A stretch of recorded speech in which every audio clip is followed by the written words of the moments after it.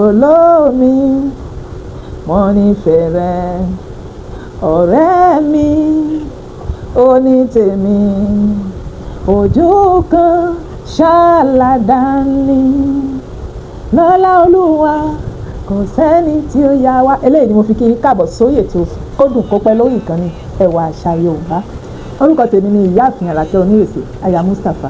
Kí ló dé tí ìgbéyàwó òtọ́jọ́ kò tó ṣùgbọ́n ní òde òní àwọn ọmọ táwa ní ọmọ tó lapa lára ìgbéyàwó wọn yìí wọn kì í rí ẹ̀kọ́ gidi gbà lọ́pọ̀lọpọ̀ ìgbà wọn yìí sábà ṣàṣeyọrí. Bá ṣe wá ṣe ìrànlọ́wọ́ fún àwọn ìgbéyàwó tí iná ìfẹ́ tí wọ́n fi bẹ̀rẹ̀ ìrìn àjò ìfẹ́ wọn kò ní fi kú láàrin ọ̀nà la ṣe gbé ètò yìí kalẹ̀ ká pé àkọlé rẹ̀ ní Kódùn Kópẹ́.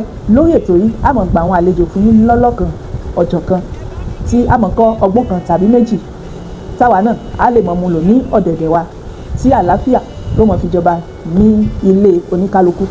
Ǹjẹ́ ẹ̀yin tọkọtaya tẹ́ fẹ́ láti kópa lórí ètò yìí tàbí ẹ̀yin fẹ́ ṣe ìpolówó ọjà tàbí ẹ fẹ́ ṣe olùgbọ̀wọ́ ètò ẹ kàn sí wa lórí ẹ̀rọ ìbánisọ̀rọ̀ ká fi sójú fọ́nrán yìí àbáyín sọ ní tùbínùbí. A kú ojúlọ́nà ètò Kódùn Kópẹ́ ìdílé gbogbo wa á dùn á pẹ́ o láṣẹ Èdùmàrè láyọ̀ o.